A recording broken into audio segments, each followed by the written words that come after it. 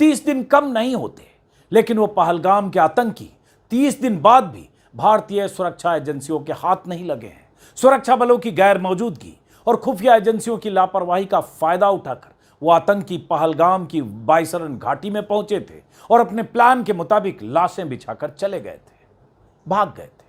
कहां भाग कर गए, कैसे गए, कब गए, क्या वापस पाकिस्तान पहुंच गए या फिर भारत में ही कहीं छिपे हैं? और अगर छिपे हैं तो कहां छिपे हैं? उनके आने का रूट क्या था, उनके जाने का रूट क्या था? कुछ भी पता नहीं। क्या कश्मीर में किसी ऊंची पहाड़ी पर छिपे हैं या कश्मीर के किसी इलाके में बैठे हैं? क्या कश्मीर में किसी ने उन्हें पनाह दी है या सरहद पार कर गए? कुछ भी पता नहीं। तो सबसे बड़ा सवाल यह है कि जब तक वो जिंदा है तब तक पहलगाम के पीड़ितों का बदला पूरा होगा नहीं। इस बीच 6 और 7 मई की दरमियानी रात भारतीय सेना ने ऑपरेशन सिंदूर के तहत पाकिस्तान के 9 आतंकी अड्डों को तबाह भी कर दिया। 4 दिनों तक भारत पाक के बीच जबरदस्त तनातनी भी रही, युद्ध जैसे हालात भी रहे, फिर सीज फायर भी हो गया।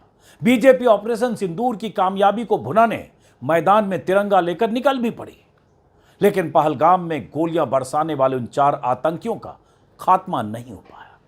आखिर कहां भाग गए हो? जमीन खा गई या आसमान निकल गया?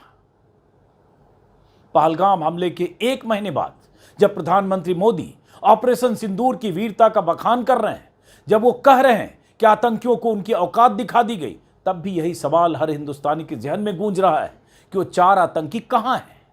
प्रधानमंत्री मोदी राजस्थान के बीकानेर में थे।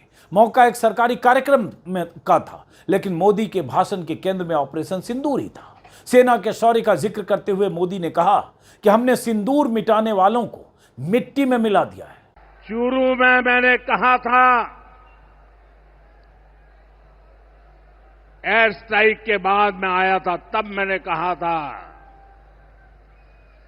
सौगंध मुझे इस मिट्टी की, मैं देश नहीं मिटने दूंगा, मैं देश नहीं झुकने दूंगा।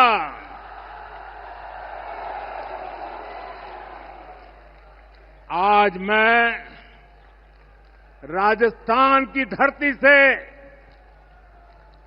देशवासियों से बड़ी नम्रता के साथ कहना चाहता हूं, मैं देश के कोने कोने में जो तिरंगा यात्राओं का हुजूम चल रहा है,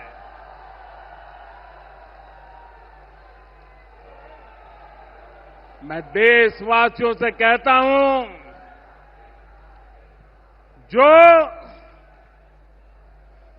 जो सिंदूर मिटाने निकले थे,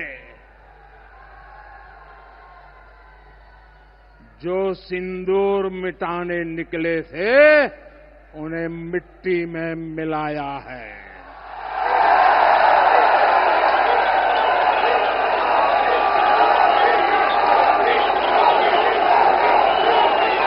जो हिंदुस्तान का लहू बहाते थे,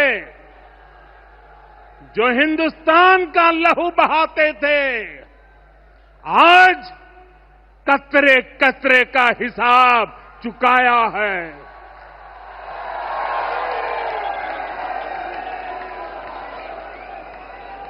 जो सोचते थे भारत चुप रहेगा, आज वो घरों में डूब डूब के पड़े हैं।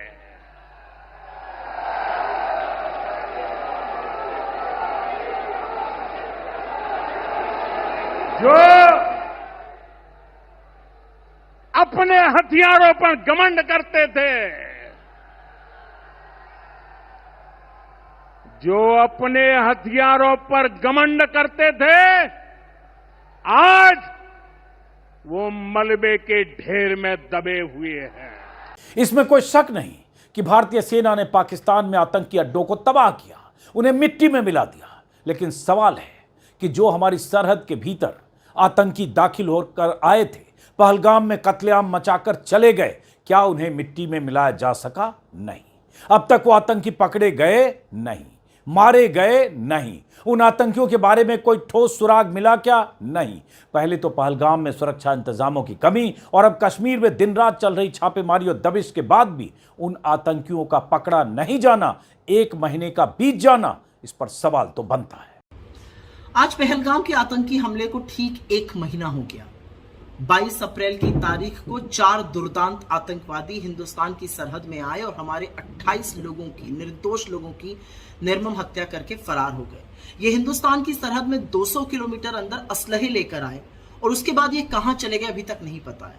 हमारी शूरवीर सेना ने पाकिस्तान में आतंकी कैंपों को ध्वस्त किया, खूब सारे आतंकियों को मारा, लेकिन जब तक इन 4 दुर्दांत आतंकवादियों की हत्या नहीं की जाती है, जब तक ये मौत के घाट नहीं उतारे जाते हैं, जब तक इनको सबक नहीं सिखाया जाता है और नजीर नहीं पेश की जाती है, तब तक शहीद परिवारों को न्याय नहीं मिलेगा। आज सवाल ये है कि 1 महीने बाद भी ये लोग कहां फरार हैं? इनको जमीन निगल गई, आसमान में चले गए, ये कहां चले गए? इन 4 आतंकियों को पकड़ना पड़ेगा, इनकी नजीर बनानी पड़ेगी, जिससे कि इस देश के खिलाफ गंदी निगाह और सोच रखने वालों की रूह कांप जाए और तभी शायद शहीद परिवारों को भी न्याय मिलेगा। पहलगाम का जो हत्याकांड हुआ, हमारी लगभग 26 माताएं और बहनों का जो सिंदूर खत्म कर दिया, वहां जो नाराज हम अतिरेकी दहशतगर्द थे, उनका क्या हो गया? यह हमारा सवाल हमेशा रहेगा। आपने पहले युद्ध किया, आपने फिर सीजफायर किया, प्रेसिडेंट ट्रम्प आया बीच में, आपने 50-60 सांसदों को विदेश यात्रा पर भेज दिया, लेकिन मुख्य प्रश्न है कि वो 6 आतंकवादी कहाँ हैं? उस बारे में अगर देश के गृह मंत्री ने देश को अवगत किया तो हम आभारी रहेंगे। ऑपरेशन सिंदूर तब तक पूरा नहीं होगा जब तक ये 6 आतंकवादी का खात्मा नहीं होता पूरी तरह से। वो नहीं हो रहा, 1 महीना हो गया ना। इस प्रकार से पुलवामा के आतंकवादियों का खात्मा हुआ, पता नहीं वो कौन थे, कहाँ गए, कहाँ से आए, और अब पहलगाम में भी यही हो रहा है। बस बड़ी बड़ी लंबी लंबी भाषण चल रहे। अब हमारे प्रधानमंत्री पहलगाम के ऊपर लोगों को कथा कथन करने वाले, क्या हुआ और हमने क्या किया, ये कोई देश का प्रधानमंत्री करता है क्या? पहलगाम हमले से लेकर ऑपरेशन सिंदूर के बाद सीज फायर तक उठे तमाम सवालों के बावजूद पीएम मोदी ऑपरेशन सिंदूर का सेहरा अपने माथे पर बांधकर निकल पड़े। बीकानेर की सभा में मोदी ने अपने खून से सिंदूर का रिश्ता भी जोड़ लिया। भीड़ की तालियों से गदगद मोदी आत्ममुग्धता की चरम सीमा को पार करते दिखे। यही मोदी की शैली है। 22 तारीख के हमले के जवाब में हमने 22 मिनट में आतंकियों के 9 सबसे बड़े ठिकाने तबाह कर दिए।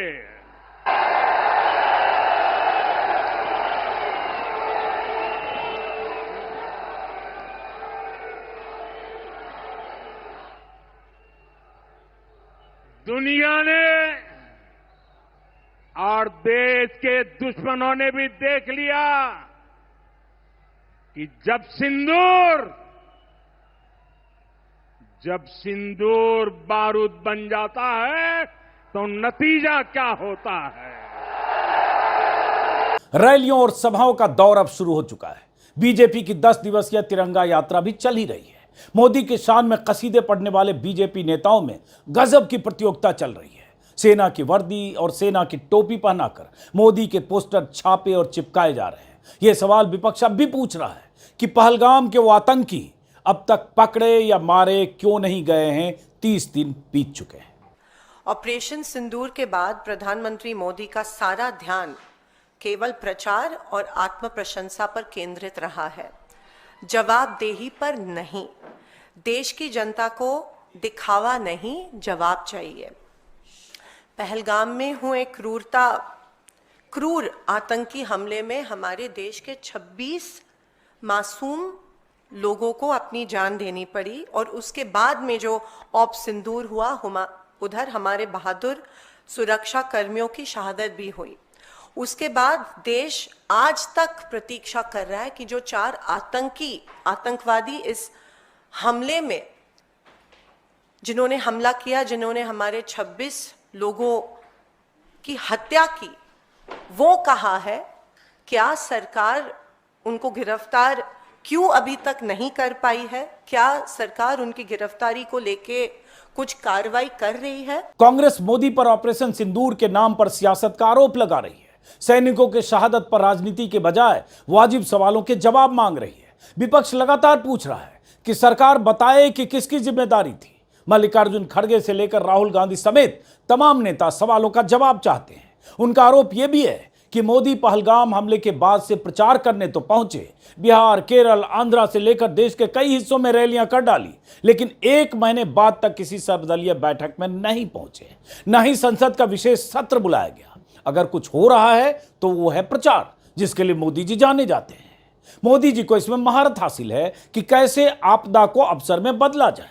इस बार भी कुछ वैसा ही दिख रहा है।